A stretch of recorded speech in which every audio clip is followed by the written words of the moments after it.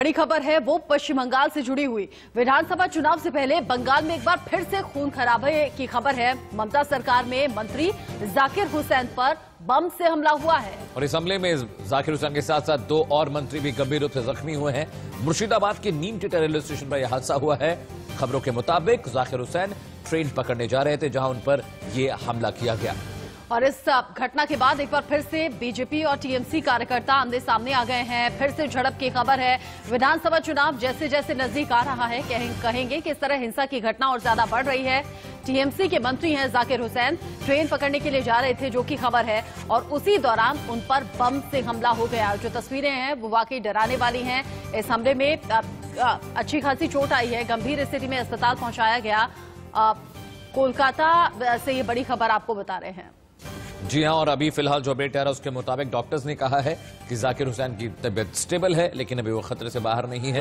लगातार इलाज चल रहा है और इस बीच बीजेपी और टीएमसी ने एक दूसरे पर इस हमले को लेकर आरोप प्रत्यारोप शुरू कर दिया।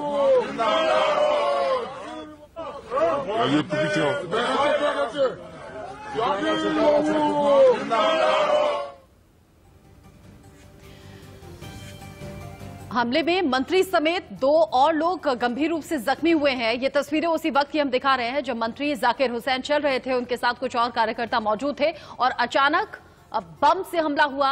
और बम जिस वक्त ब्लास्ट हुआ उसी वक्त की तस्वीरें हम आपको दिखा रहे हैं। अफरा तफरी का माहौल था, सब इधर उधर भागते हुए अपनी जान बचाते हुए नजर आए और इसी हमले में मंत्री जाकिर हुसैन भी गंभीर रूप से जख्मी हो गए। डॉक्टर्स की निगरानी में इलाज चल रहा है। दो और लोग हैं जो कि गंभीर रूप से जख्मी इसी बम ब्लास्ट में हुए हैं।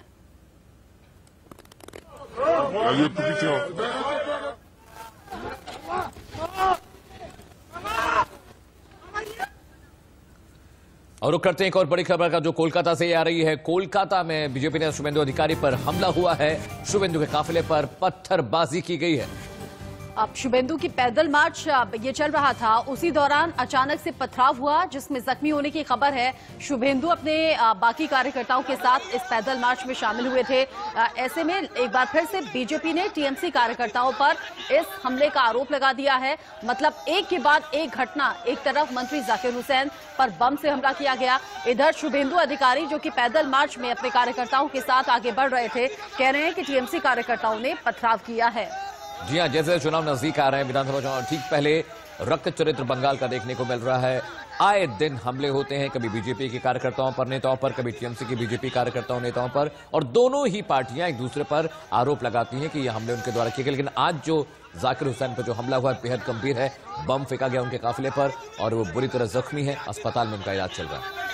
लेकिन लगातार बड़े चेहरों के, बड़े नेताओं के पश्चिम बंगाल का दौरा करने के सिलसिला भी लगातार चल रहा है। आप इससे पहले हम देख रहे हैं लगातार, चाहे वो गृह मंत्री हो, चाहे वो जेपी नड्डा हो, आप पश्चिम बंगाल की धरती पर पहुंचकर पश्चिम बंगाल के लोगों के बीच में वोट बैंक बटोरने की कोशिश है। और ऐसे में इस तरह की हिंसा सवाल खड़े करती है कानून व्यवस्था को लेकर। ममता सरकार से बार बार ये सवाल पूछा जाता है तो ममता बनर्जी जवाब यही देती हैं कि बीजेपी खुद ये हमले करवा रही है और खुद माहौल बिगाड़ने की और जनता को भ्रमित करने की कोशिश है। और अगली बड़ी खबर, अमित शाह मिशन बंगाल के दौरे पर लगातार दिख रहे हैं और पश्चिम बंगाल गृह मंत्री पहुंचे भी हुए हैं। 2 दिन का यह दौरा कहा जा रहा है। देर रात कोलकाता पहुंचे हैं गृह मंत्री अमित शाह। जी हां, बीजेपी की परिवर्तन यात्रा के अंतिम चरण को वो हरी झंडी दिखाएंगे। शरणार्थी परिवार के साथ लंच करने की भी योजना है।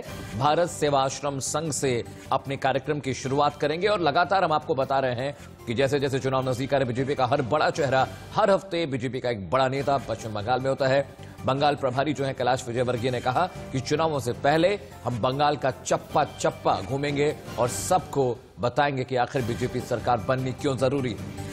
बीजेपी की अपनी स्ट्रैटेजी है और इसी स्ट्रैटेजी के तहत गृह मंत्री खुद मोर्चा संभाले हुए हैं।